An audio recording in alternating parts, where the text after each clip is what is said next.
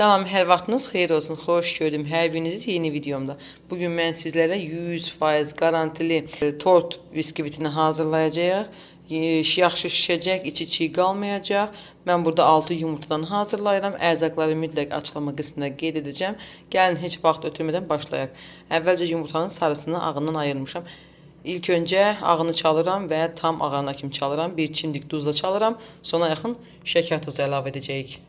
6 yumurtanın ağı var burada. Normal yumurtalardır, yəni orta bir ölçüdə.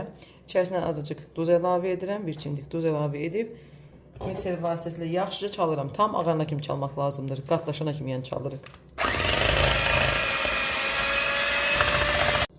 Ağarına kimi çaldım. İndi isə yavaş-yavaş şəkər tozunu əlavə edərək yenidən çaldıram. Burada 1 stəkan, bir də 1 qaşıq yarım şəkər tozu var. Yəni 180 qram şəkər tozu var burada. Əlavə edərək az-az çalırıq.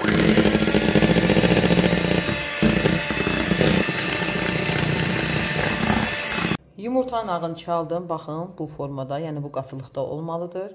İndi isə yavaş-yavaş yumurtanın sarısını əlavə edirəm və yenidən qarışdırıram. Burada yenə qeyd edirəm, 6 yumurtanın sarısı var. Yəni 6 yumurtadan istifadə edərək mən biskvit xəmiri hazırlayıram. Az-az əlavə edirəm, yenidən qarışdırıram.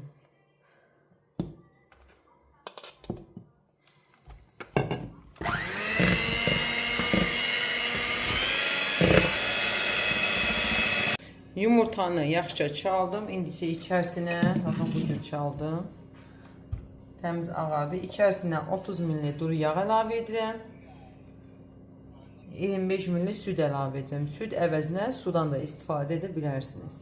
Əlavə edirəm 5 qram. Aşağı xodda qarışdırıram.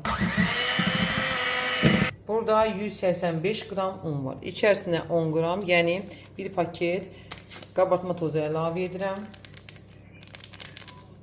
Yaxşıca onu qarışdırıram. Onu əliyərək qarışımın içərisinə əlavə edirəm.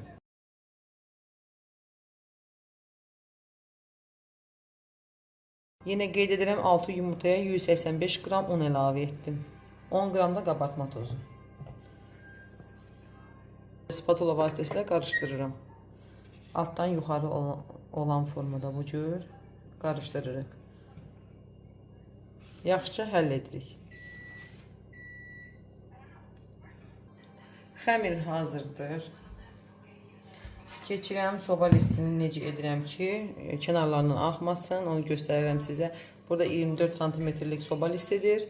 Bu xəmir 24-26 cm-lik soba listinə gedir. İndi isə necə edirəm ki, altı axmır, onu sizlərə göstərəcəm. Listin kənarlarını xəmirə batırıram. Batırdım və belə yerləşdirirəm, verirəm sobaya. Əvvəlcə kənarları bu cür bişir, yəni ancaq kənarlarını xəmirə batırdım. Daha sonra xəmirə əlavə edəcəm və qoyacam pişməyə. Baxın, kənarları artıq bişib, yəni vurduğum xəmir bişibdir. Soymağı biraz gözləyirik, daha sonra xəmiri içərisinə əlavə edirik. Kənarlarını yağlamırıq, heç yağlı kağız da əlavə etmirəm. Soyduqdan sonra, bişirib çıxarandan sonra, soyduqdan sonra kənarlarını bıçaq vasitəsilə rahatlıqla çıxarmaq olur. Xəmiri əlavə edirəm, qoyuram, bişsin.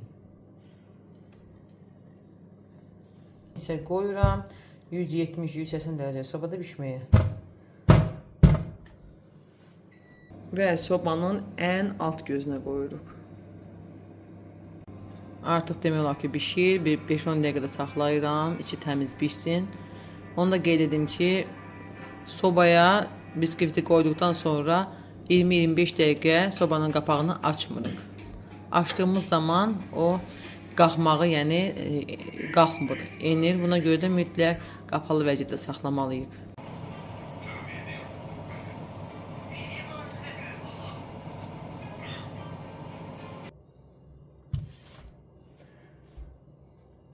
Gözləyirəm tam soyusun. Tam soyduqdan sonra çıxarmaq lazımdır ki, kənarlar rahatlıqla ayrılsın. Keks artıq, yəni biskvit artıq soyub, indi isə buradan çıxarıram.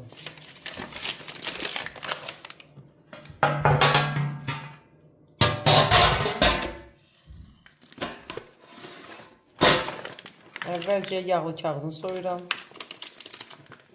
Kənarlardan belə kəsirəm.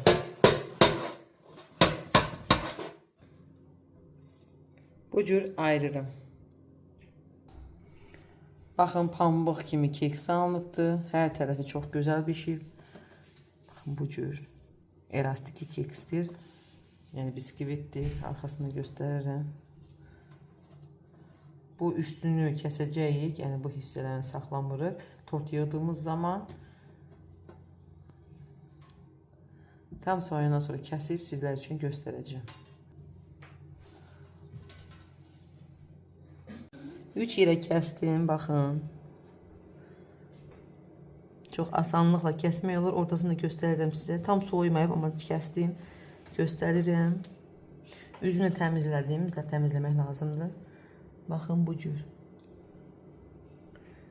Çox gözəl, pambıq kimi biskvitdir. Hər tərəfi eyni formada bişib.